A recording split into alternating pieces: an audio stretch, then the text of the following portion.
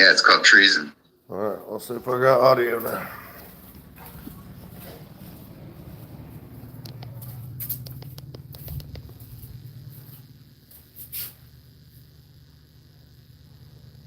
Is nobody talking? I'm just trying to read about Lauren Boebert. Sorry, this is another screen. I mean, she does run in Colorado, where you have to pretty much be a liberal to run there, and she narrowly wins. But yeah, I'll only know Lauren Boebert for, I believe she divorced her husband as soon as she got into office, and I think Marjorie Taylor Greene did the same thing. But and then she that promiscuous getting filled up by that Democrat guy in a public thing, and then her hitting the vape and then getting kicked out for hitting the vape. I mean, not really a representative leader of our country, and that's the thing that bothers me, man. Yeah, degenerate. I mean, and the thing that bothers me is these are the Republicans. I mean, the traitors that are selling us out currently are all Republicans. I mean, it's a hard thing for me to take as a lifelong conservative. And it's right, the parties don't matter. I mean, the traitors are on both sides, and Boebert is definitely a traitor. But Overwatch, yeah, jump back in there, buddy, or jump in there. Good morning, good to see you, man. Good morning. I had to get some sleep. I haven't been sleeping a lot lately, and I guess I just caught up. I crashed out, slept like the dead, man. Whew. But yeah, that Boebert thing is. I saw General post that out. I replied to it. But that's just crazy, man. They get up there and they excuse me. They get up there and they lose focus. They're supposed to be up there for America, and America first, and they just throw all this stuff at them. And if they're, if women want to be in politics, I want an iron bitch up there. if you can't go up in Congress or be in politics and be an iron bitch, then if you're gonna do, goofy woman stuff from time to time, we don't need that. I'll just lay it out. I mean, that's not good for us. If you can't, like, what was that lady over in Europe? They called her the Iron Maiden or whatever. If you can't get up there and stay focused on America for your kids and your family, and you want to get up there and do dating stuff and all this crap, we don't need you. That's just the bottom line. Other than that, I don't have a problem if women want to get up there and be in politics, but you better be willing to be a 6-year or whatever your term is, iron bitch, and focus on America. Because this goofy, good time crap is retarded. And General's absolutely right. This rider or whatever she put in this bill, no mercy anymore. That's just straight up treason. I'm tired of dancing with these people, and tired of people trying. Well, no more relativism. It's either treason or it's not. It's either against the American people. It's either against the Constitution or it's not. And we need more people, men and women, to go up to Congress and stay focused on America first, or America only, whatever you want to call it. Don't do anything to violate the Constitution. How hard is it? Evidently, it's really, really hard. I'll land it. Unfortunately, that'll never happen unless we cut ties with Israel completely as a nation.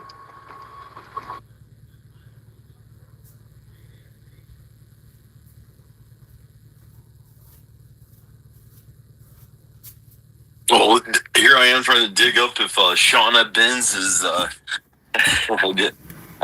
Jewish. I mean, Benz could be an Ashkenazi Jewish last name. That's Lauren Boebert's mother. Her father's unknown. I didn't realize that. They suspect it might be a wrestler, but his biography said that a blood test proved that it wasn't true. I mean, that's pretty crazy. I mean, you used to see the politicians of our country, I mean, especially the Senate, but I mean, also in Congress, being like leaders of industry or war heroes or, very people with extremely high moral compasses that, served, the judicial system or pastors or, and it's crazy to me that our politicians are not only corrupt tyrants that are selling us out, but literal like bimbos.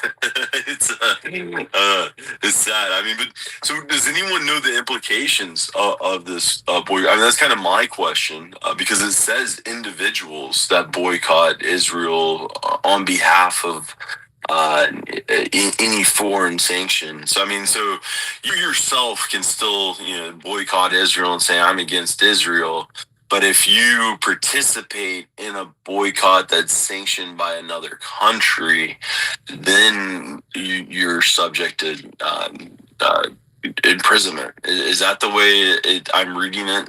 Does anyone else have any thoughts on that? So any other country that decides to boycott in Israel that you don't necessarily know about, if you're just not buying that product, then you're supporting that country all of a sudden? Yeah, I don't know. Because we're seeing the world turn against Israel. We're seeing Ireland and the UK and France. I think there are multiple European countries that are fully bought into the global homo, but yet they voted to make Palestine a recognized state by the UN, which is giving power to the Palestinian people and the people of Gaza. And it's the last thing Israel wants. So it does seem like a lot of people are turning against them. I mean, they're on their back foot, and America isn't going to turn against them because they control our politicians, especially our right-wing politicians, apparently.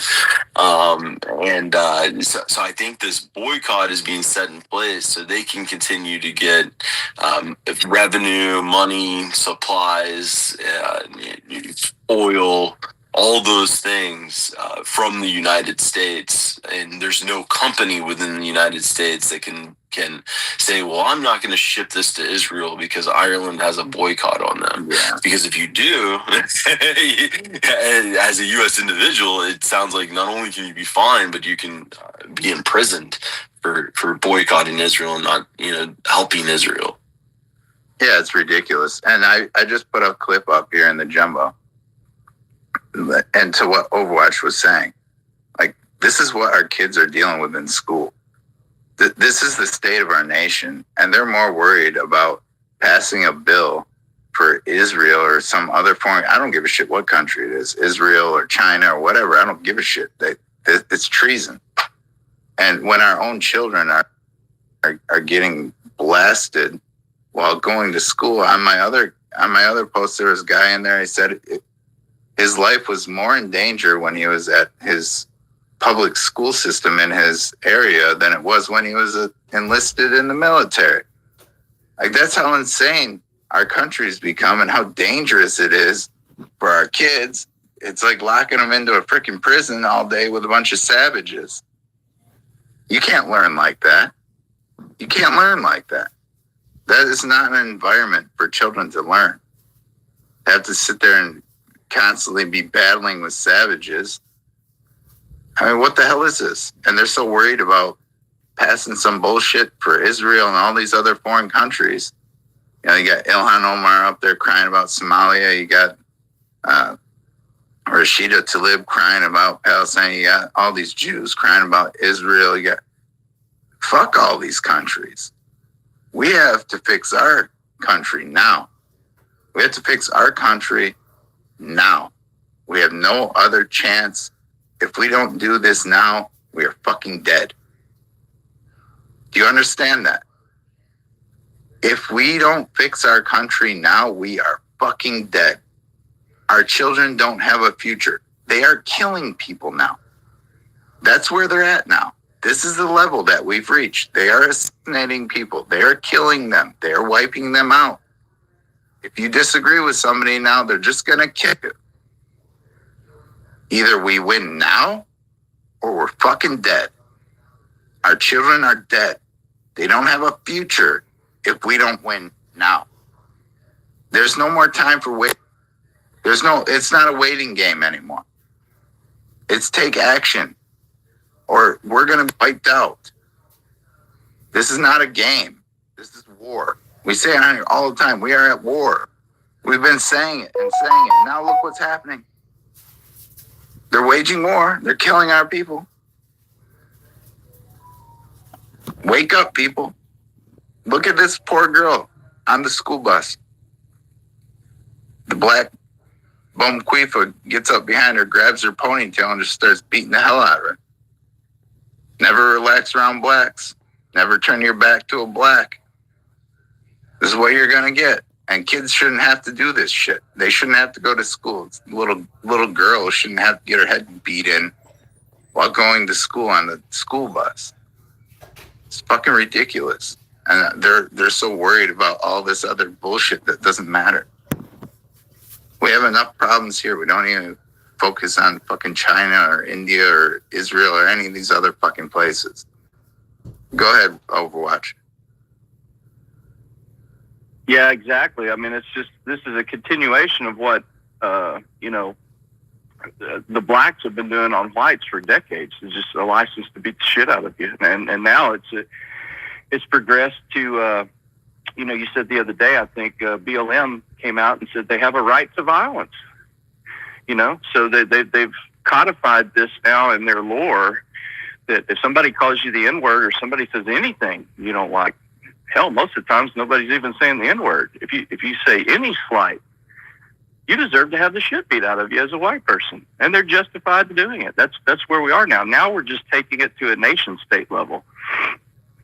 Basically, they're just taking it up another level. Now it's just global, out of the bag extermination on whites and white Eastern European people. It's the same spirit. It's the same thing. It's the same push. It's just getting bigger, and they're getting desperate. But yeah, that school thing is, that shit was going on in my school. I told you they forced bused South Dallas into the northern Dallas schools, or East Dallas. They bused my school till it was 75% black, for equity, just to be equal. It needed to be 75% black, and we went through this every day. It was 2, 3, 4 on 1 jumping. We didn't know this culture. That wasn't our culture. Our culture was, at the baseball field, if two kids got a disagreement, they went and fought it out 1-on-1, and then they shook hands after. We didn't know. We were like, what the hell is this? And this started in like 4th and 5th grade, and these people are crazy. Even if kids are like, this is crazy. There's something wrong with these people. They would steal stuff. You couldn't have anything. You had to carry your backpack everywhere you went, or your books, we called it back then. Or they would steal your pencils. They would steal anything. It was crazy, and it was a failure. I landed.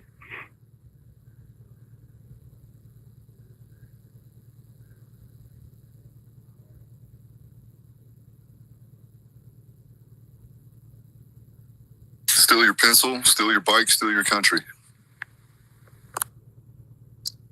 Yeah, and that's definitely what they're doing.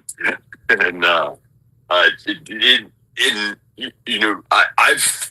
fought very hard. I feel politically in donations and campaigning, and spent a lot of my effort in supporting Trump for the past 9 years of my life, 10 years of my life.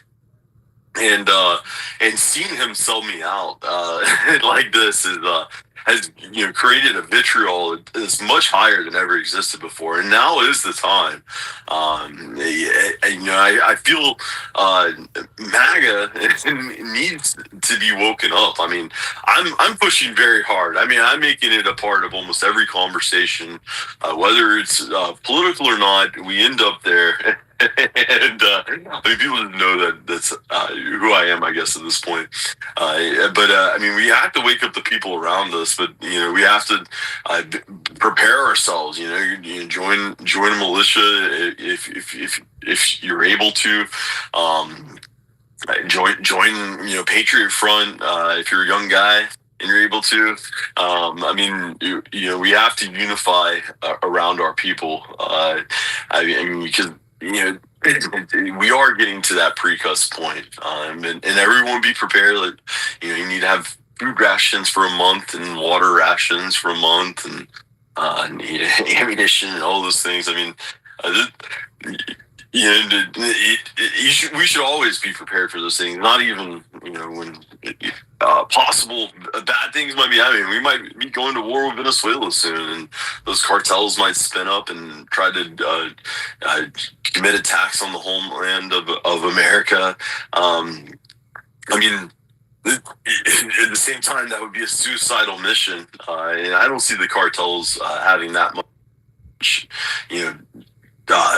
What is it? The Muslims have it. That servitude until death type of mentality. I mean, it's the craziest thing ever when you're fighting them, and this guy knows that he's going to die, but he's just going in and raking as much carnage as possible before he dies. I mean, that's what an internal attack by the Venezuelans would be. But it feels like one way or another, something is going to hit our homeland, and we all need to be prepared. I don't see any hands, guys, but Maga, you came up. If you want to jump in there.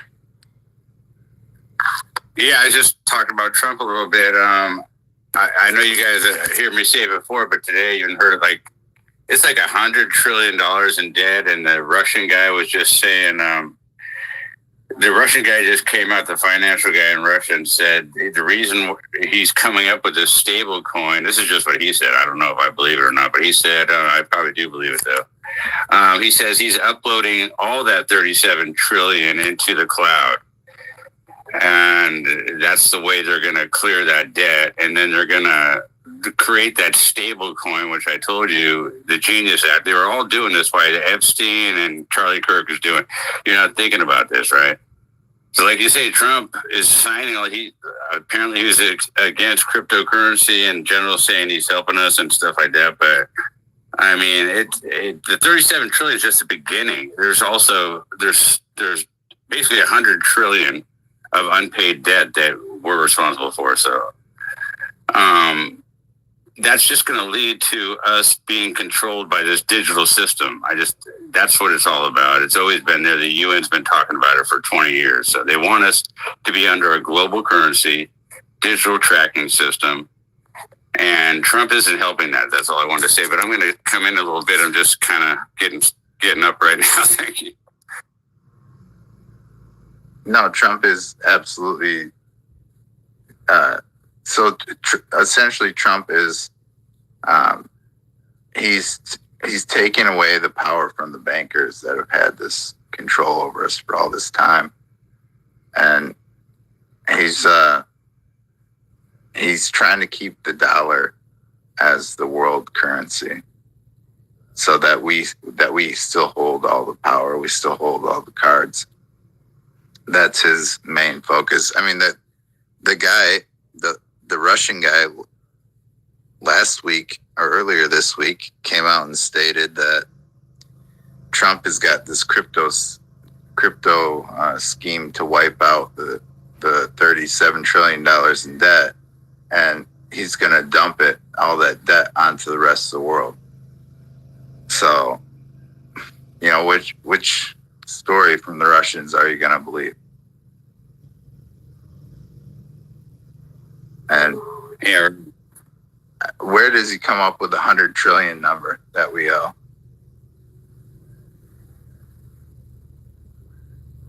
I got it right here. It's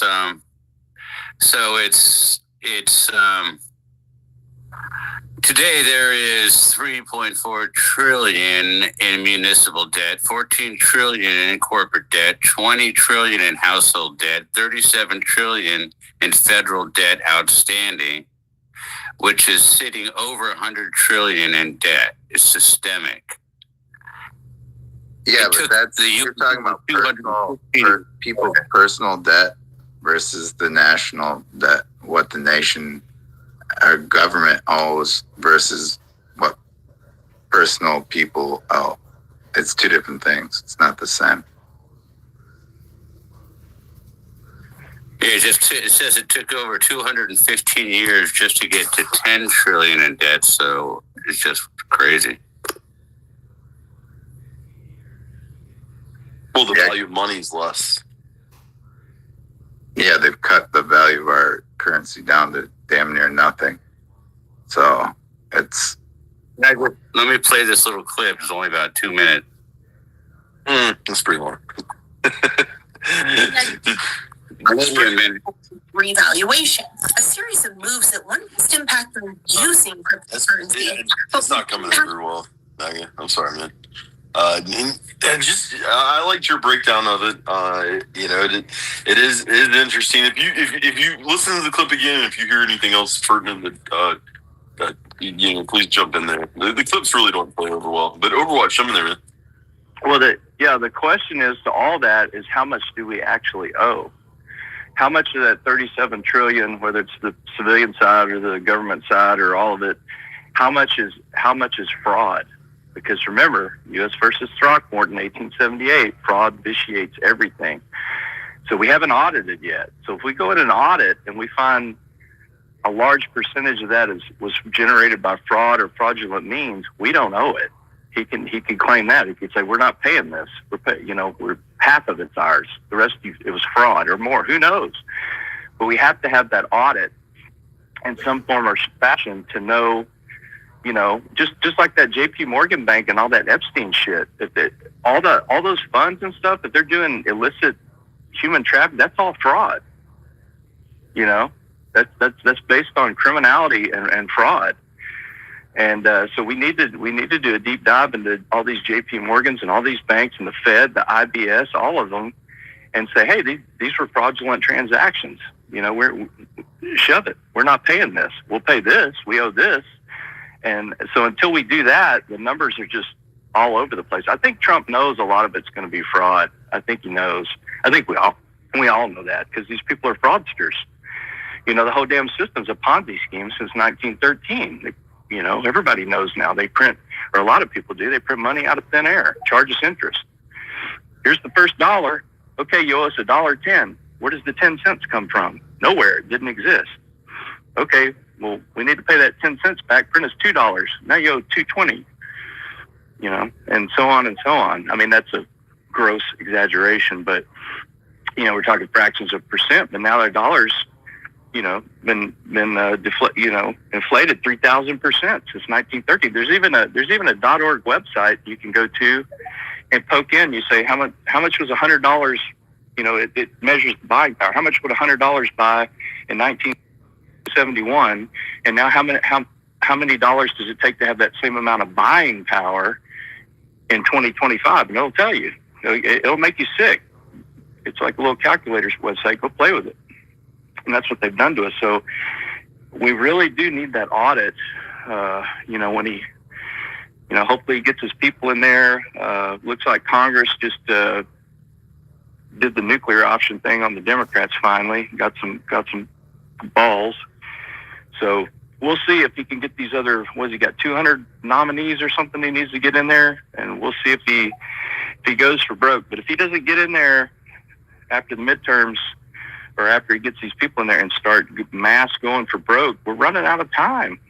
We've only got like 3 years left. And if he doesn't put the tools in there in place for us to fight back, like General and Russ A, he's not going to save us. But if he doesn't codify all these weapons in the law for us to use, it's already going to be a war with that. But if we don't have that, it's just going to be a free for all. It's going to be a mess. I'll land it.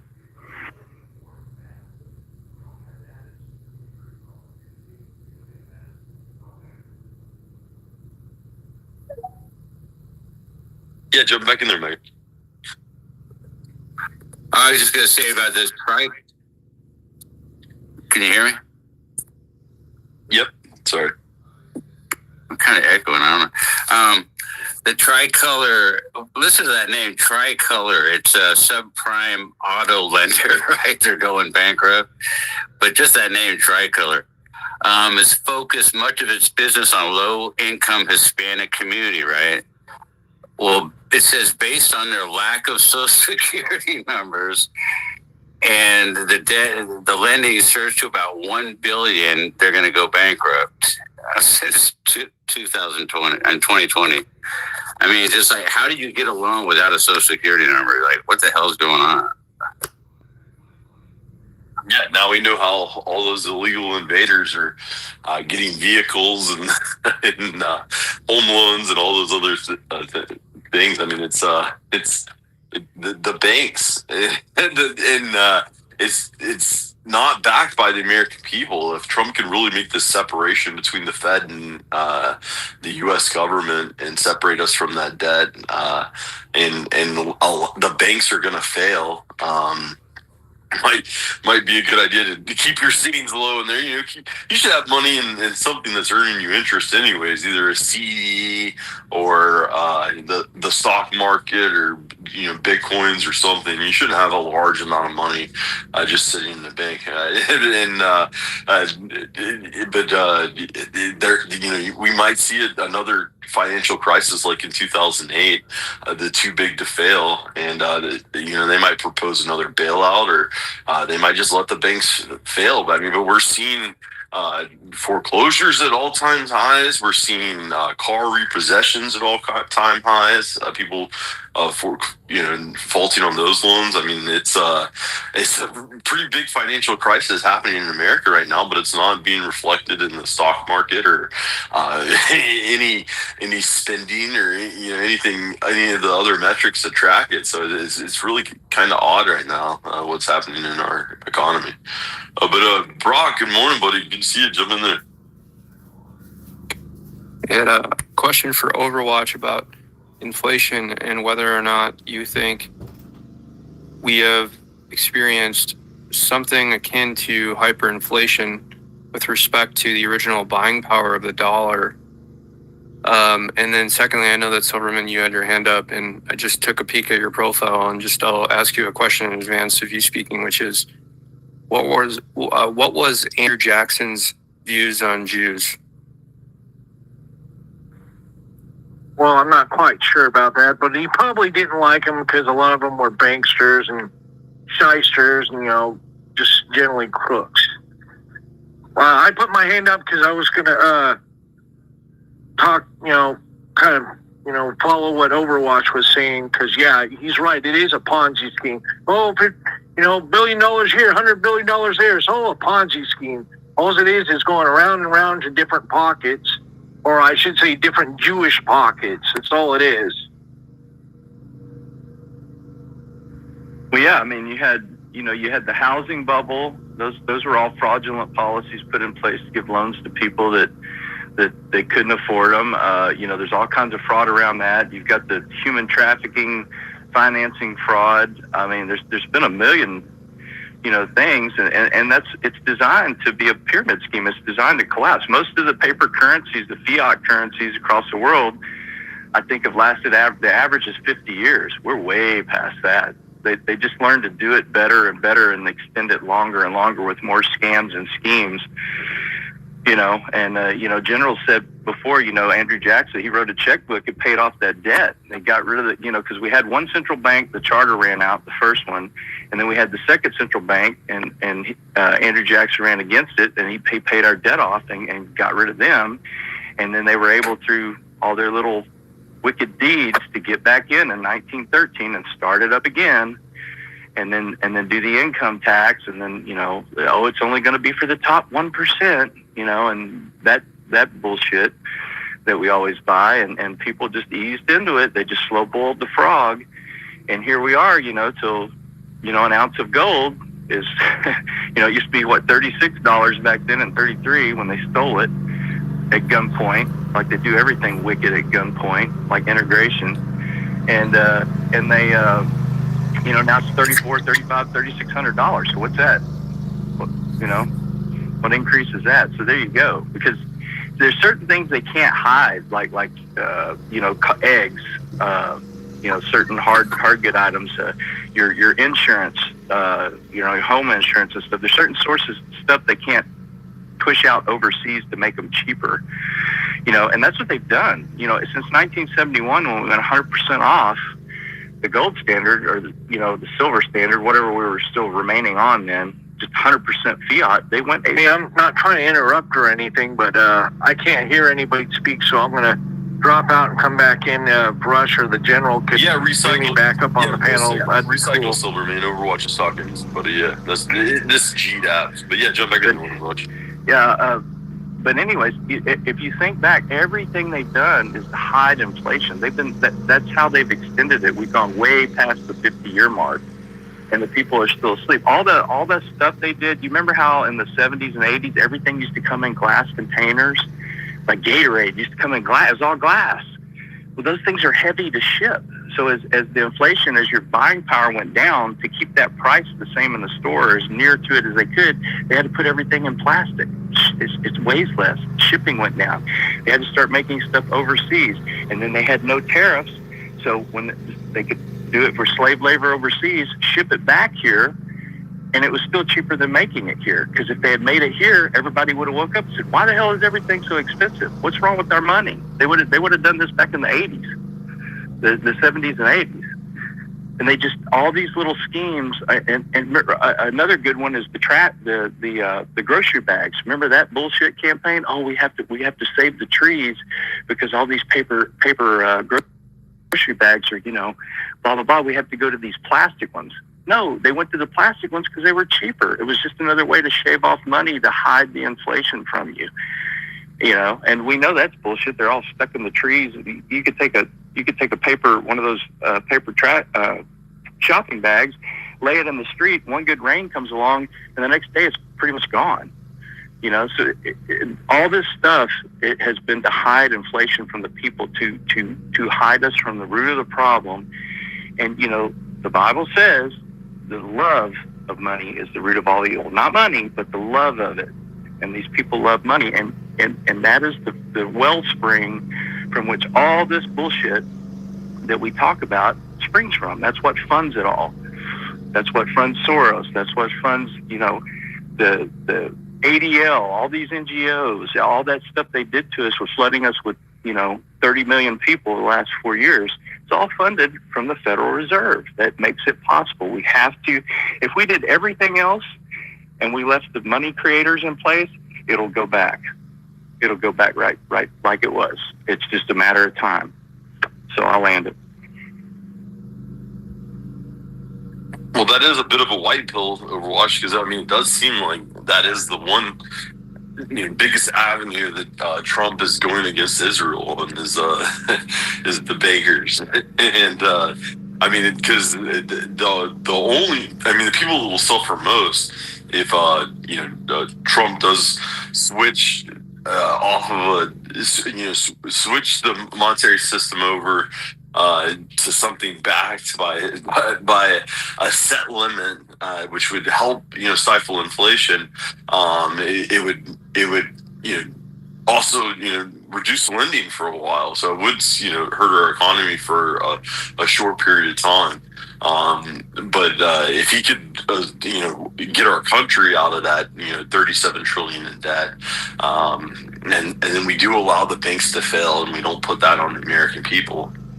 I really think it could be positive. Because the banks, they have a lot of other things are backed by assets, so not every bank would fail.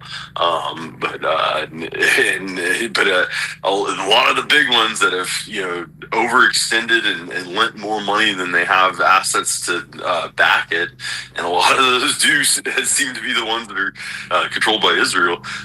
Those types of banks would collapse, and it would be overnight. And to me, that would be great. We could take some of this power away from them. The problem is, you see, companies like, Blackstone, which is the conglomerate of BlackRock. Those companies will collapse, and then BlackRock will still exist. It's kind of sad in that part, but jump in their Overwatch, and then I wanted to ask Silver his favorite Andrew Jackson story, if he's related to Andrew Jackson. That's awesome. But yeah, jump in their Overwatch. Yeah, I mean, the inflation is the modern day. We talk about coin clipping all the time. Inflation is a modern day coin clipping. You know, just think of it. You used to have your silver coin, 1 ounce of silver, and they clipped it. And then when you went to go buy it, and they weighed it, it wouldn't buy as much because they clipped it. That's what they're doing to our dollars. They're printing more dollars, and you have the same number of dollars in your pocket, but when you go to spend them, they don't buy as much stuff. It's modern day coin clipping. They've just advanced it. And, and Trump I think Trump knows. In generals, and I believe in finance, if you don't have control of your currency, you don't have anything. You don't have anything as a country. And we could 100% pass every MAGA initiative in the world. If we don't fix their money system and go back to constitutional money where the Treasury prints our money, where a dollar is worth X, and 10 years from now, a dollar is still worth X, and the government is forced to budget. That is the only thing. Finite money, value of money, is the only thing that will ever force the federal government to budget. You will never get a budget with the current system we have. And I think Trump knows that. And I think that's why he's going after it. Because even if he got every other thing that we want in the world and codified it into law, the bankers would still laugh at the end if the Federal Reserve still exists. Because they know in 20, 30, 40, however long it takes, you know, they started in 1913. Look where we are now. They're very patient. They will get it back because of that mechanism. Unless we destroy that mechanism, they will win. They will laugh at us. I'll land it. Yeah, you have to have control of your money supply, and you can go look at Europe. It's a great example. When they went on to the euro, look what happened. All the money just flooded into the big economies, and the rest of the little countries or other countries on the outskirts, they got hosed. You know, look at the economy in Greece. Look what happened to Greece because they gave up their currency and went to that central euro. It completely destroyed Greece because all the money flows out of Greece and it always flows into the bigger economy. And yeah, they got completely wiped out with that. You can see the same thing in America too, based on states. It's more difficult to see it in America based on states because they don't really break it down the same way they do in Europe. But yeah, it's a big problem. If you don't have control of your currency, you don't have control of your economy. And if you don't have control of your economy, you're a slave. And that's why Trump backed out of that world digital currency deal. If Trump was going along with this whole crypto thing with the world global homos, he would have did it. He would have stayed in that deal and allowed them to make their currency, but he didn't. He shut it down. So Trump has other plans to wipe out the Federal Reserve, and they're already talking about it. Russia is pumping out all kinds of propaganda, trying to scare everybody against America and blah, blah, blah. But Russia, all they're doing is proving themselves to be the global homo. Russia's been the global homo, and they've been activating the global homo against everyone. Why do they not want us to wipe out our debt? Why wouldn't they themselves want to wipe out their own debt? Because they want to use that debt to be weaponized against us. That's why. So yeah, it's a big problem. It has to go. Overwatch is 100% correct. JGR, go ahead. Well, debt is servitude. You're indentured, and then if it's interest, that's compounding servitude. So we've got this bank that the government takes loans from, and in doing so they devalue the rest of our money. But in the same time, they're going to be paying interest on that debt that they've or that they've acquired from that bank to a private bank. So whoever those people are that have that bank, right? They're getting interest for nothing, for just basically for allowing our government to rob from us. They're getting paid off, and so they can afford to take losses. That's a hell of an advantage, when you can afford to pay over $250 million for MySpace to crash it, just to shut it down, and things like that, so that they can afford to lose. It's the people that have control of that bank, and then they get to also set standards for the loans. Who applies for what qualifies. And so they can discriminate at that same time. They can give preference to who has access to that their funding, and yeah, it's a slavery system. At the end of the day, the debt is slavery, and so our government is enslaved to a bank and the people that own it. Yeah, but the only problem is that soft power. They don't have a military to protect the bank, and that's where they're in trouble, and that's why they can't really push too much power on some of these big dogs out there like Trump, because he can just wipe them out if he wants to, and that's always kind of been the game that they tiptoed around. But yeah, go ahead, Rush. Yeah, I mean that is the final straw. I mean, we do have the U.S. military, and that last spending bill where they sent $400 million to Ukraine, the $800 billion that I mistakenly thought was going to Ukraine, a lot of that was going to our U.S. defense budget. So it is curious to why we were ramping that up. Maybe it is Venezuela. Maybe it is something else. I mean, I really hope Trump pulls this, move and turns against the bankers. That would save his presidency. But yeah, MAGA, jump in there, man. Yeah, for Overwatch or DEI, I just wanted to ask you the ratio between gold and stocks. That helps for the question for Brock for the inflation, I think. And then in April, like gold was outperforming like crazy. It went way up, outperforming stocks, but then it started dropping from April to August, where stocks were outperforming gold. But just then, and it switched right now in September, started going up again. So it's like inflation's going to start getting worse right now. Am I saying that right?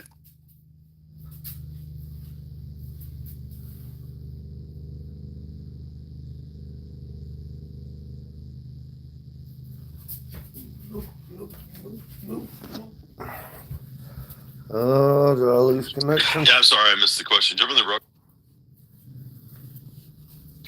Yeah, just to respond to that, I don't know. All of that mapping to commodities gets confusing. I like simple explanations. And back to the original question, I mean, it seems like it, but back to the original question about hyperinflation, if you go all the way back to the original value of the dollar and then compare it to how much that is worth today, it feels like we're being put into this situation where we're experiencing hyperinflation. You could buy a house and a car on a yearly salary and still have plenty of money left over. And now you can't even do that with 10 years, 20 years, sometimes even 25 years worth of salary for the average American. So yeah, I don't know, but I think your answer, Overwatch, was extremely nuanced and detailed, and it was a really good answer. It's just it just feels like everything's being stolen from us.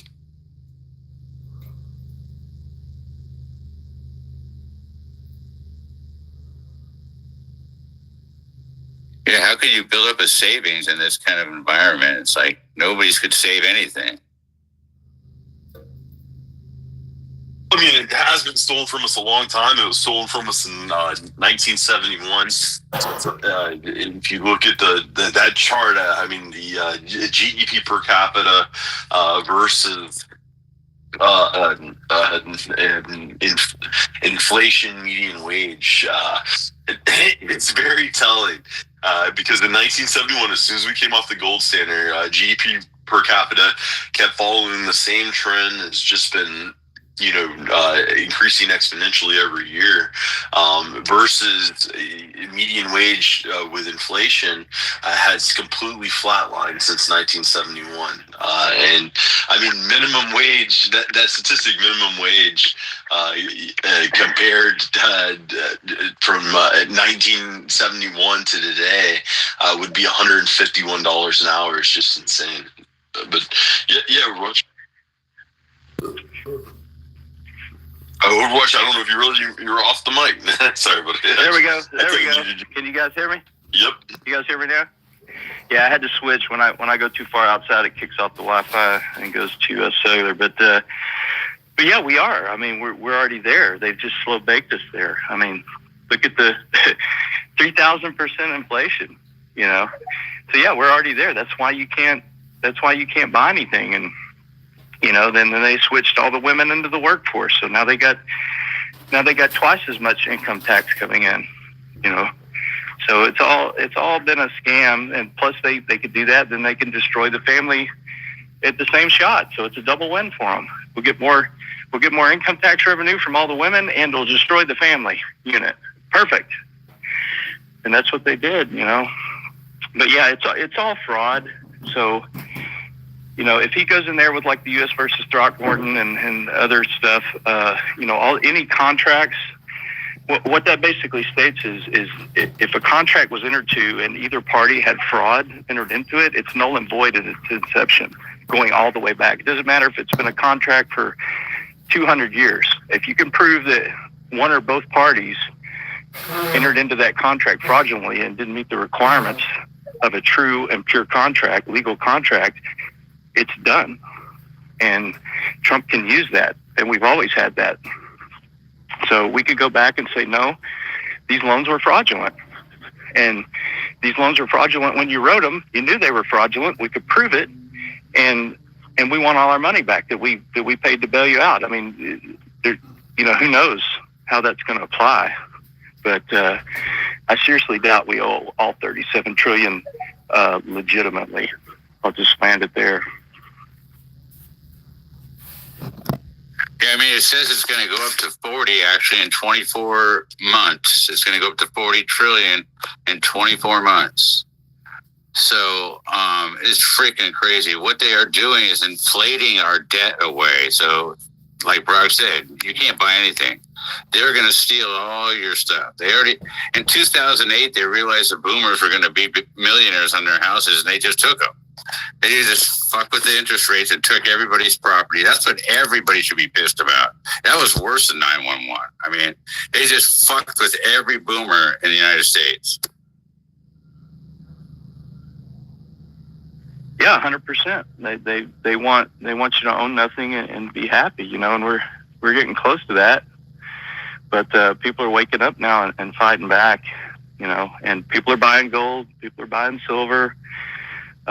You know, physical. I mean, look at the Costco thing. They started selling gold. It's like nuts. Look how much they're selling. So people know, or some people do. But you know, I don't. As for what it's going to shake out, what kind of currency we're going to go to. I mean, we need to just follow the Constitution. They need to roll the Fed, disband the Fed, or roll it into the Treasury. The Treasury needs to print our money, just like the instruction manual says, right, General? You know, just follow the damn instructions. We have the instructions. Just go back. Pull the vehicle wheels up in the ditch, get it out of the ditch, and put it back on the road and start following the damn instructions. I'll land it. Yeah, I mean, the thing that I forgot to say is this week is gold exploded higher, breaking through a critical resistance. So it wasn't so when gold is going up, that means your inflation, people are worried about the country, right? You want gold to be going down against the stocks. I guess that's good for inflation, but it just broke and started going up. Like I just told you, so now they're worried about it because it wasn't supposed to break that resistance. So this week it broke and it's going up gold. And so that could really, it's the banker's scam to take everything. It's they're going to do something, like you said, it's coming up right now. Well, the problem is they don't have enough gold to cover all the assets. So the only way that you can do that is to make gold more valuable to cover more assets.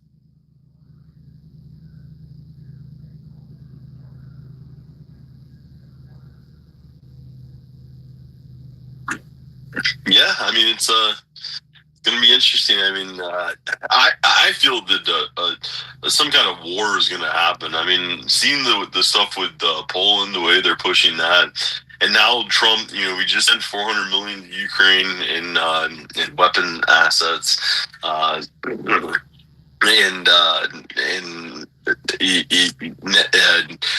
we're also seeing NATO making more and more commitments to Ukraine, and apparently the latest is Trump has made a letter to all NATO nations to have them establish a plan of when they can get off Russian oil. So they can put major sanctions on Russia to try to hurt Russia's economy. I mean, it looks like we're going fully against Russia. The chance of peace with Russia looks like it's going out the window, and the global homo is pushing us to that war for New Khazaria or Greater Israel, whatever they're going to call it.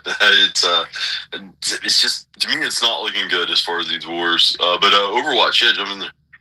Yeah, I just wanted to say, I'm sure General and Rush, you're aware that debtclock.org website, they have a 5-year and 10-year projection for silver and gold on there, what it could be. Last time I looked, I think the 5-year said silver should be $1,120 an ounce, and I think it had gold at $9,000 or right at $10,000 an ounce. And I don't know exactly what that's based on. Maybe General does, but I think it's taken away some of the paper manipulation out of the equation and showing you what it should be. But just my understanding. But if silver goes to $1,100 an ounce, I'm a multimillionaire. Well, in U.S. dollars, anyways, right? how much they buy, I don't know, but yeah. So, because I've been buying a little here and a little there for a while, so that would be quite a thing. But maybe General or somebody could explain how they're getting those calculations there. And some people say that's lowball, and then it's going to be even higher when it really breaks free of all the manipulation through the stock market and the paper market. I'll end it. And they said, we spend more to service our debt. It's like a heart attack in your body. Like, that builds up, it squeezes out all your other priorities because so eventually your country's going to have a heart attack because you can't spend on what you need to spend because you're servicing your debt. And it's just getting ridiculous. I mean, it's completely ridiculous. Something's got to blow.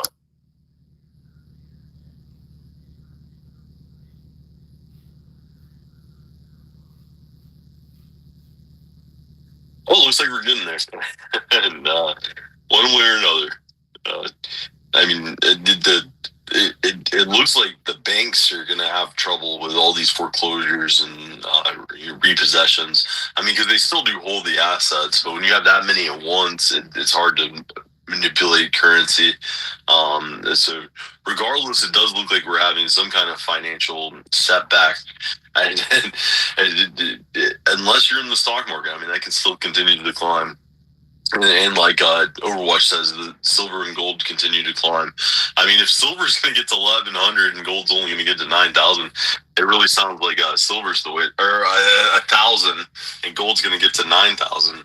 It really sounds like silver's the place to be in, because silver's right now, like 42. That's a huge return if you can go from 42 to 1,000. I don't know what the estimate of time on that is. No financial advice in this space, though. I mean, we typically don't talk about this in investments or anything, but it's a weekend space. We can talk about whatever. I enjoy it. I remember the biggest return I ever had is when Berkshire Hathaway split.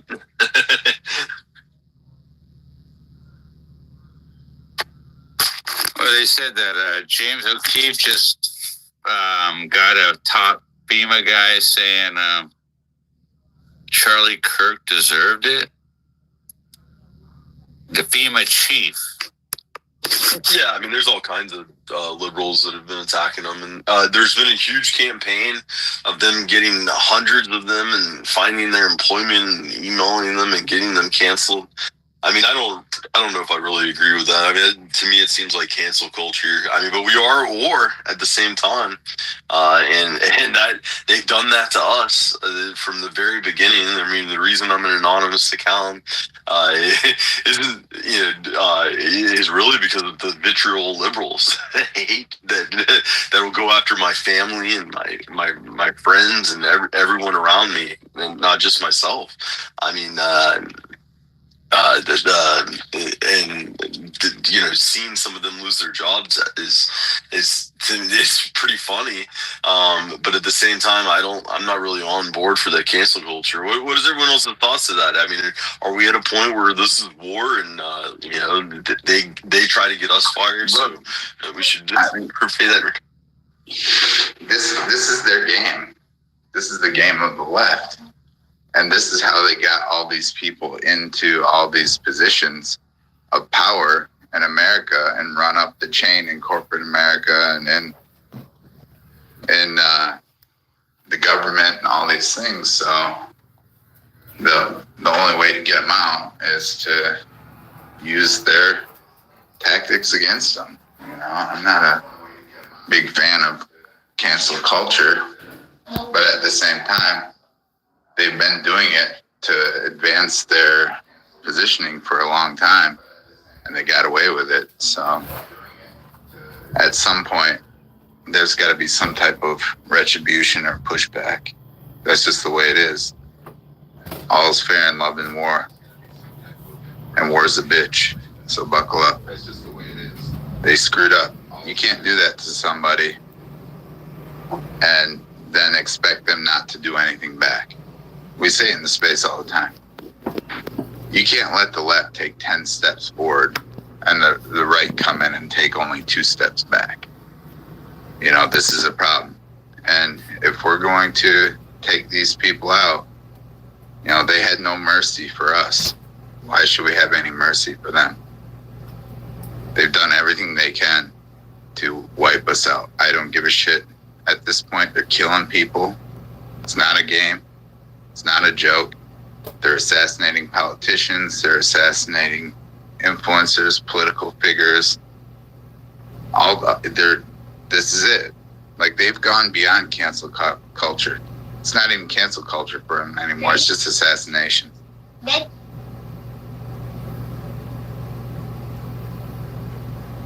Jim, there was. Yeah, 100%. That's what I was going to say. There's a very important difference between them and us. They are advocating for assassination. They are advocating for capital crimes. They're not. This isn't somebody called somebody the N-word and somebody's butthurt. That's what they did to get in power. Now they're advocating for murder. They're advocating for criminality, real criminality, not bullshit DEI criminality that they made up out of their butt. And that's the big difference. So yeah, we're going to go in on them. Absolutely. I guess some stuff is still under the First Amendment, sure, but maybe you don't want an actual person that supports assassination working for your organization. That's a real concern to me. Not because somebody called somebody the N-word or whatever. So yeah, I think we're, as long as we do it with that tact and go after that criminality, I mean, yeah, expose them.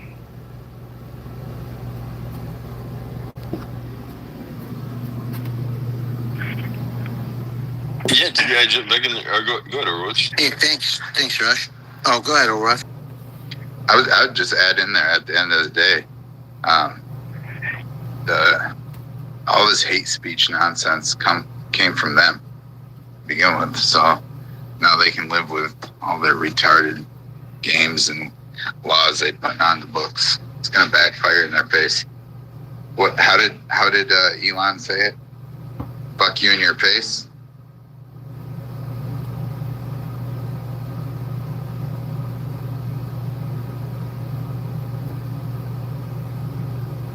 Yeah, the censorship is what they were censoring everything about the economy, and that could have been what even got Charlie shot. I mean, just all the bullshit. The MSM is just like never portrays anything in real life.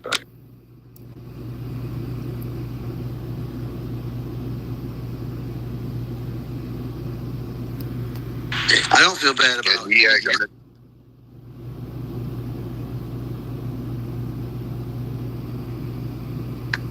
right, go ahead.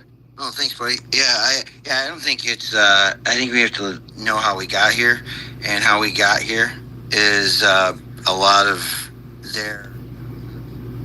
All right, I'm gonna switch over to this other space and see what they got, what they're talking about over there. Let's hop in with these guys. The law a lot of the time. The West is killing itself. It's miserable.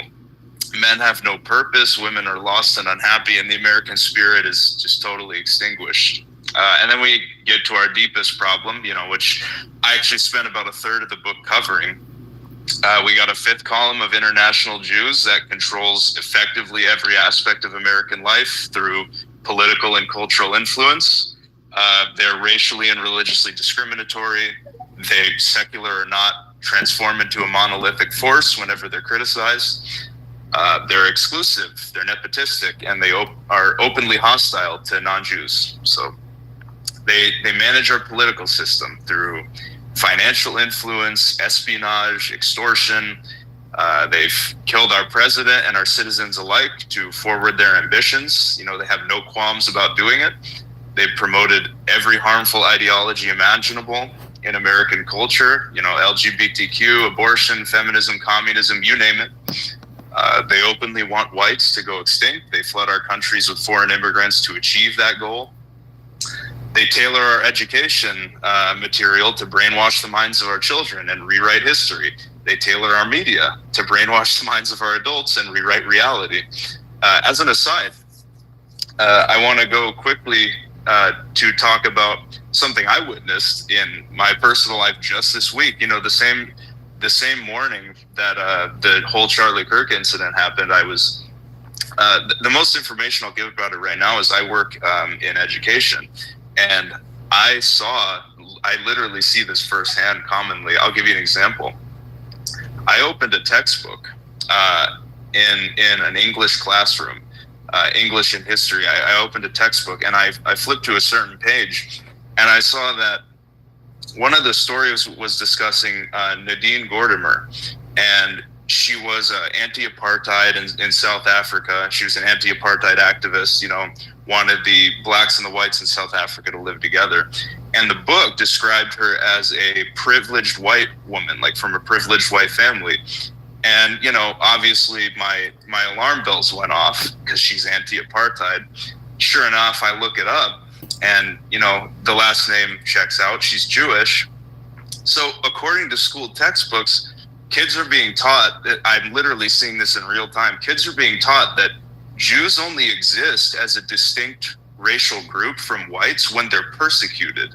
If they're privileged, they suddenly become white. So Jews are actually writing themselves into school books which educate the minds of our children as white people whenever it suits them. It's unbelievable. And when it doesn't suit them, they're not white, they're Jewish. So that's just an aside. They run the American economy into the ground to benefit themselves at the expense of our quality of life. They take us to war in the Middle East to secure prosperity for their ethno-state. On it goes. We suffer from diversity.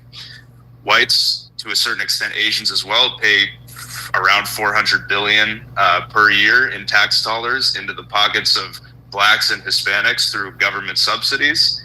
Most of this country has been convinced that race isn't real, that it's only skin deep, that it has no effect on behavior.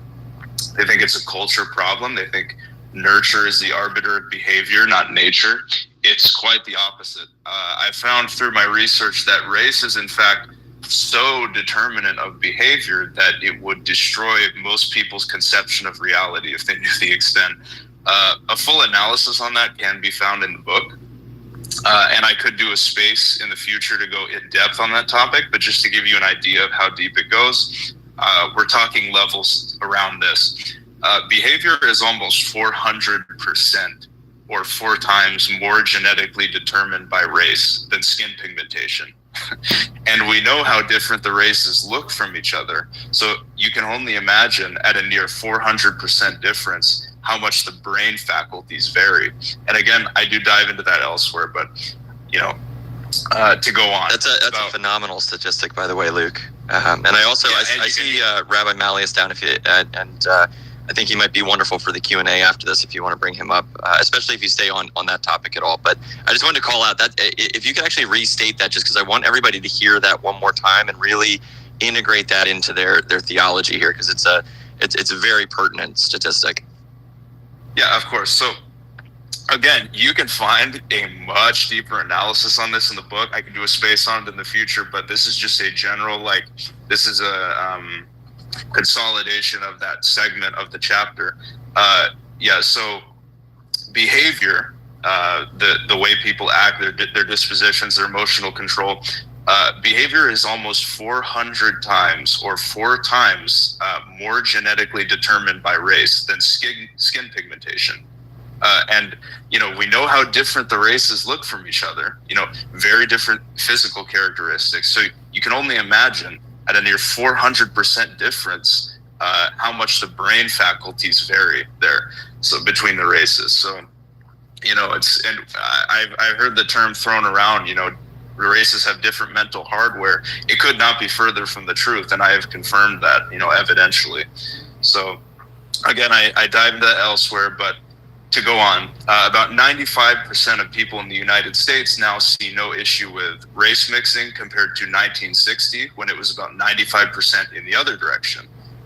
They're now also under the impression that the founders wouldn't have minded a multiracial America full of foreign religions and customs, as long as everyone adhered to the Constitution. I'll give you a hint, they would have minded.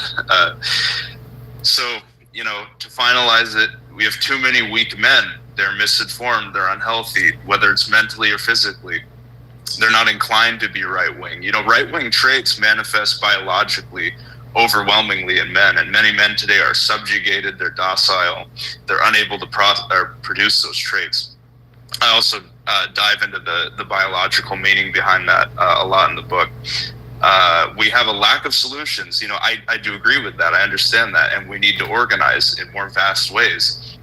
We need more people on board with our cause. We need real political solutions, and we need strong voices behind them. We need whites to get information or get out of the way. This society is overwhelmingly anti-reality, it's anti-God, it's anti-nature, and it's anti-white. If something doesn't change, our people, our way of life will be gone forever. We have to be that change, because no one else cares about us. That's the harsh truth. So for all that speak of solutions, this book is what I would offer as my first solution. So with all of that said, I want to thank everyone for coming today and listening to me. And I want to thank Ian again for joining me. I hope that all of you gain something of value from my future influence on the American political discourse, because I'm here to stay. So we can move on now if you like.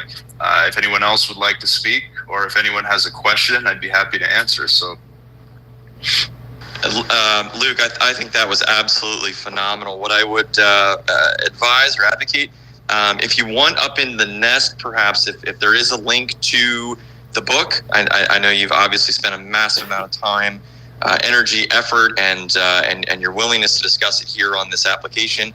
I just want to make sure that anybody and everybody is able to bring attention to it.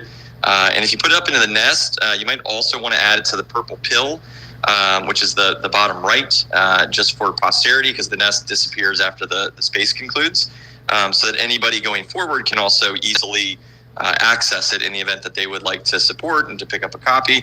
But either way, would love to do a bit of a Q&A. And I think the thing that's beautiful in what you just suggested with this overview, I mean, to explain to anybody what it is that is loosely speaking, the JQ, it's extremely difficult. It's convoluted. It's hard to get people to wrap their head around something. And I often relate it to, it's essentially trying to explain to Neo at the beginning of the movie, what is the Matrix? And the irony is, if you remember the film, Neo is only able to understand the Matrix when Morpheus takes him into it. And he can walk around and experience it and explore it. It has to basically be shoved in his face. He can't be described what it is. But that's what the JQ is. We don't have the ability to just plop somebody into the middle of some kind of virtual simulation and say, see, look around you. This is all manipulated and controlled. But we really do is effectively live in that, because every piece of media, every medium are all in the hands of this group, and therefore through a prism that they want us to see and explore the world. And so explaining to somebody what it is in totality is extremely complicated. To try and tie it back to the founding of the nation, some of the principles of the founding fathers, and to show how modernity is so antithetical to our history, it's incredibly difficult for most people to wrap their head around. But I think your book perhaps offers a skeleton key for somebody that maybe is not completely aware of this. Maybe they haven't even thought about it in generalities. And so being able to deliver this as maybe a purple pill or a white pill is just spectacular. And it's something that truthfully isn't out there. I think, people could go back to whether it's some of the literature of the past. You could point to people like Alex Jones. You could go to Behold a Pale Horse, but none of them really speak about things in perhaps the way that you just did, that is consumable by your everyday normal person. And so I think it's a wonderful work. I'd love to hear others' opinions and thoughts on it, and for them to be able to get exposure to you and your ideals, just because I know your previous account was nuked for sharing some of this type of content. But with that, let's go around to some hands. And if I'm not mistaken, I think Mud was up here first, and then we can check in with Mr. Rabbi, and then check in with Dustin Nemos. Yeah, thank you. Good to see you, Ian, and nice to meet you, Luke. You're younger than my son, so you give me a lot of hope. You articulated that exactly correct. And I can't thank you enough for what you're doing, because you're spot on. Yeah, no problem, man. Appreciate it. Yeah. And I hope that you sell 100, 200 million copies everywhere, because people need to understand what it is we face. And I agree with you, not enough do, right? We're a large country. We're very separated. I've had the opportunity to, rest my head and break bread in every single 48, lower 48 states. I've been to all of them, every one of them, right? I've met a lot of people. I have friends all over the country, which has been very advantageous lately with things going on. That said, we're like a ton of different countries. We're Europe on steroids in a matter of speaking. We have different, even our dialect can be slightly different. Our foods are different. Our everyday life is different. What we might do is different. Our environments are different. The weather is different. The diversities are vast. And so every American has a very different view of what their life is every single day, right? If their neighbors or community are possibly more aware, or if they live in an area of people that abjectly have no idea, they're all NPCs and every day is a nightmare. And we have every semblance along that scale of not only knowledge of what we face, but what your everyday life is, to even allow you to be able to look outside of that life and understand what it is, why you're ill, and who it is that's causing them. And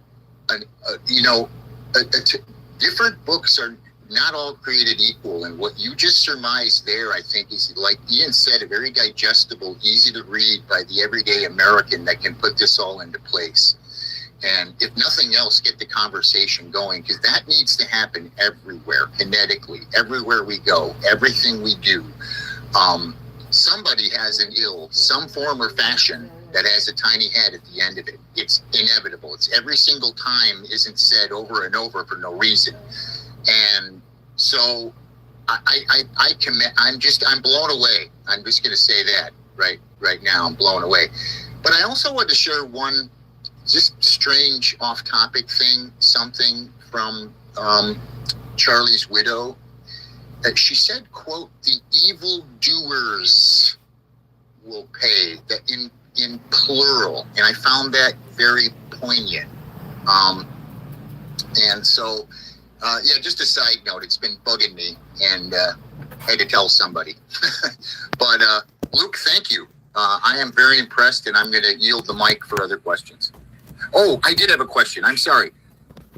And this might be a tough one, when did you really first realize, just crack the onion and see who was behind the curtain, if you will? When did that happen? It coincided with exactly when I began my research, about 4.5 years ago. Yeah. So I was not, I wouldn't say early on the topic. There's people that came far before me. You know, there's Americans in the 20th century that were awake on this. But yeah, I would say, you know, I was about 20, 21 years old. I was still in college. So yeah, I was about 4.5 years ago, I started to wake up, to break out of that prison. What did your peers think about that, the people close to you? How did that affect your network at the time? The thing is, you know, I think I sort of had the initial common sense to not go around sharing it at the outset. I sort of gathered more information, and then I wanted to basically, you know, most of my immediate family and friends and my inner circle are all, you know, similar to me in their political disposition. So none of them really had an issue with it. But when I wanted to, of course, I'm politically minded. I wanted to spread this idea to the masses, and I decided the best way to do that was through this book. So that's sort of how I framed it, how I framed getting my message out. I written with my inner circle. No, I didn't really have an issue. A lot of my family has my same political disposition. I mean, they're not into politics. They're not in the political world like I am, but you know, they're, like I said, a lot of political disposition and behavior is, again, it's a biological trait. It's also spiritual. So, you know, the reason my friends and my family share my proclivities in politics is because they're like me. You know, that's why I know them. That's why they're my family. So yeah, it really was just my inner circle, and then following that, I wrote the book. So it went from my inner circle out to the masses, pretty much in the snap of a finger. Well, great question there, Mr. Mudd, and excited to hear from our good friend, Mr. Rabbi, and if he's either familiar with the previous iteration of Luke, or if this is kind of a first time getting connected to him, and either way, what your thoughts were on some of the content of the book and the approach that Luke's taken to it. Oh, I just got here. I really want to read the book. I haven't read it yet, and I'm just really, really thrilled someone released a book about this. This is something that I've talked about a lot. I started off probably the same as everyone else, kind of a wonder-bred liberal who believed that all of the problems regarding racism came down to white people hating blacks just because of the color of their skin. Is that true, Rabbi? You were the wonder-bred liberal? You described yourself? I always assumed most people that got into this were more conservative leaning at the origin. I was a milquetoast Democrat. I was one of these people that believed uncritically what he saw on the television, and said, isn't it a great thing that I'm not one of those horrible racists? And it changed when I realized that, just like with the Jewish question, it changed when I realized, I said to myself, it's a great thing that I don't believe any of these harmful. No, I said it's a great thing that I do believe what they're telling me, but at the same time, I am noticing that belief in these things is mandatory. And that's what got me started as a child. And he said, it is abundantly clear to me that belief or non-belief, belief in what they're telling me in school and on the television is being enforced. And for me, that was the first hint. So the idea that a compelling truth would need to be enforced to be convincing really started. That was like kind of the edge of the sticker that peels away, and then you just absentmindedly picking at it, while you're on the phone or while you're waiting for dinner to be ready, and then eventually the whole thing just comes off. And it came off when I was entirely on social media. It came off when I was, ironically enough, although I suspect this is probably going to be the same story for a lot of other people, my belief in the racism narrative ended was shattered after I was given the opportunity through Twitter Spaces to talk to Black people en masse, especially Black people from places like Alabama and Kentucky. And I realized, hold on a second, some of the things that those horrible racists believed in were actually a little bit accurate. And the Jewish thing, the same story. I was totally fine with Jews. A lot of my friends on social media were Jewish. And we actually agreed on a lot of things, like the COVID thing and like CRT. But I realized very quickly, you get into one argument with these fuckers about anything related to being Jewish, anything related to Israel, even these like amorphous abstract ideas that are really just, basically belief or non-belief in a myth system. And they immediately go and rat on you to all of the other Jews on the platform, and none of them are talking to you the next day. And then they start just kicking you out of their spaces, and then calling you a Nazi and a bigot and an anti-Semite. And you look around and you're like, what the fuck happened? Wait, how? I don't hate anyone for being Jewish. And then you realize that's not what it actually means. Anti-Semite just means anyone that has the gall to contradict a Jew. That makes you an anti-Semite. And that was when I learned the real definition of the term. And that's when I realized, oh my God, these people are actually fucking crazy. They're actually mentally ill. They have these insane levels of paranoia, these insane levels of almost schizophrenic way of looking at the world. They project all of their hatred onto the world around them. And they launch into this kind of Tourette syndrome about the Holocaust whenever they feel threatened. And I started to realize, I said, you know what, this is crazy, but these people are all logical, thinking human beings, and I'm going to debate them. And within a week, my account was nuked. All right. So it's like I realized you can't debate these people. It's a waste of time. They don't care about the truth. They don't care about who is able to make a better argument to get their point across. They will simply fucking kill you if you give them half the chance, which is what happened to Charlie Kirk this week. He went through the same journey I went through, except they killed him for real before he was able to make more progress on that road, right? All they did was kick me off Twitter. They killed him physically because it was too dangerous to allow him to live. If he was on the precipice of becoming Jew critical, I guess is the best word for it, right? Or Israeli critical, and then potentially taking his huge, movement with him in the process. So they had to kill him. They had to install Ben Shapiro as the new dictator of TPUSA so that he would steer them where they were originally intended to go, which is right into the humid waiting ass crack of Israel, apparently. So that's that. But I just wanted to say that, in terms of the race thing, I've been talking with people about this for ages, and I realized that the numbers that I was seeing were true. When I would go in and read the studies, I would go in and see the research, I would go in and see the stats, and I would bring these out and I would put them in front of Black people. And to their credit, I had a lot of Black allies who were perfectly reasonable human beings and would look at them, agreed with me, and a lot of them were very critical of their, let's just say, lower quality co-racists, right? But they were the thing that I realized is the numbers, the stats, they're all true.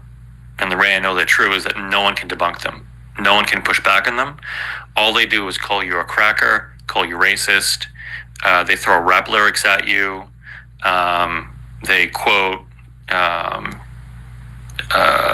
bell hooks or something. They throw nonsense at you and hope you'll go away, or hope that you'll get lynched by someone else ideologically and you'll get taken away. But they have nothing. There is no pushback on this. There is no way to refute Charles Murray. There's no way to refute the 0.82 correlation between the homicide rate in a city and its percentage black. There's no way to refute that. If there was, I would have seen it by now. But yeah, I don't want to hog the whole space, but I just wanted to offer my support. No, but real quick, Rabbi, if you could, that 0.82 piece, I'm familiar with what you're referring to, but I think there are probably some that kind of flew over their head, and it's a very interesting statistic. If you want to unpack that really quickly. Yeah, sure. And then I have to go. But so here's the thing. So in the social sciences, when they track correlations, they track them on a scale from 0 to 1. A 1.0 correlation would mean that you've proven that this thing is absolutely, undeniably, perfectly causative of the other factor. All right. If you have a correlation of 0.6, that correlation is accepted as generally causative, right? It's no longer just a correlation. Anything above 0.6 is seen as, okay, well, this is high enough that we can assume it's causative, all right? You don't get a 0.82 correlation, like ever. Like there's very few studies where you get a 0.82 correlation in anything, all right? If you get a 0.6, you're lucky, all right?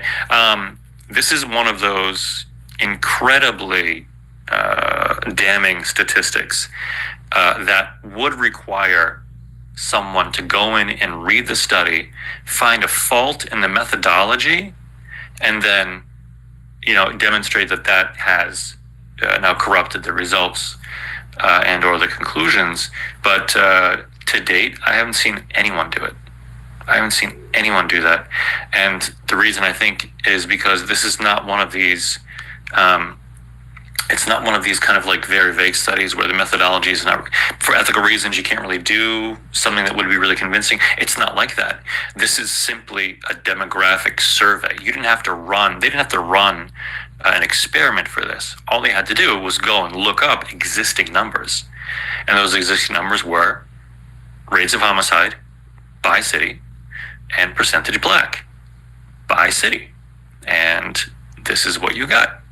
And if anyone needs further evidence, go and look up, because I did this, go and look up the 20 United States cities that have the highest homicide rates, and look up the 20 US cities that have the highest black populations.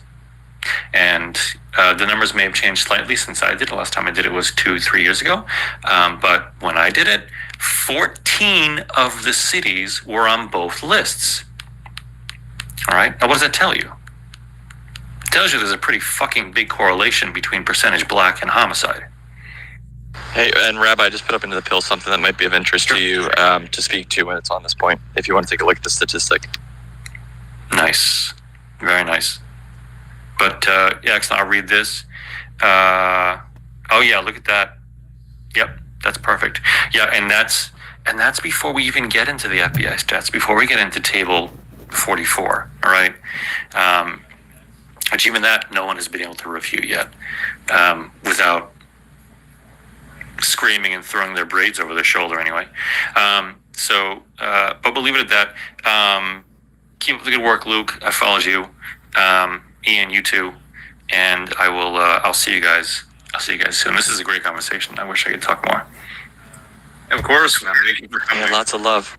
Oh, and I just want to let everyone know, because of what Rabbi just said, how we were discussing the statistics surrounding race and that kind of stuff. You will find countless more of those. You'll find plenty more like that in the race and immigration chapter in the book. So if you enjoy reinforcing yourself with information like that, it is rife. The book is rife with that kind of stuff, from approved studies, from decorated sources. So yeah, I appreciate that statistic, because the correlation one I had not heard. That was very interesting. Yeah, I don't know where it comes from exactly. I have it saved as a meme in my folder somewhere, but I can give it to you. I can see if I can find it and send it to you if you want. Is your book on Amazon? Is it like a downloadable Kindle book or something? Yeah, somehow it is on Amazon. Yeah. Can you DM me the link so I can buy it? Of course, yes. Awesome. Thanks, man. Yeah, All right, thanks. talk to you guys. Have a great one. You too.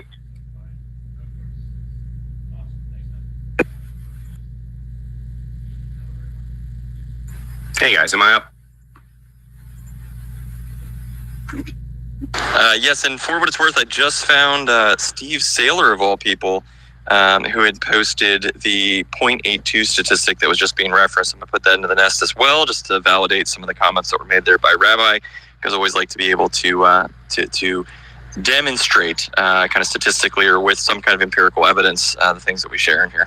But go for it. Thank you. Appreciate the chance to speak. In terms of the author's premise in his book, I agree. Basically, it's not ideologies, values, or the Constitution that makes America great, so to speak.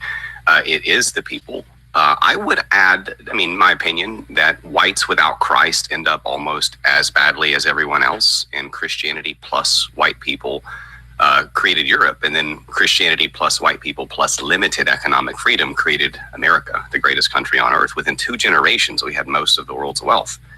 Jews are schizo-paranoid, GMO inbred non-humans, and blacks also have an 18% ghost hominid DNA, whatever the hell that is, meaning they are GMO people. They're not pure human Homo sapien like us. This explains a lot. Whatever the hell that is. They are GMO people. They're not pure human Homo sapien like us. This explains a lot. I don't like all that shit. Sickening ideas. The only thing you have left to offer is disgusting Marxist, communist, LGBTQ ideas, and we reject that with all our hearts.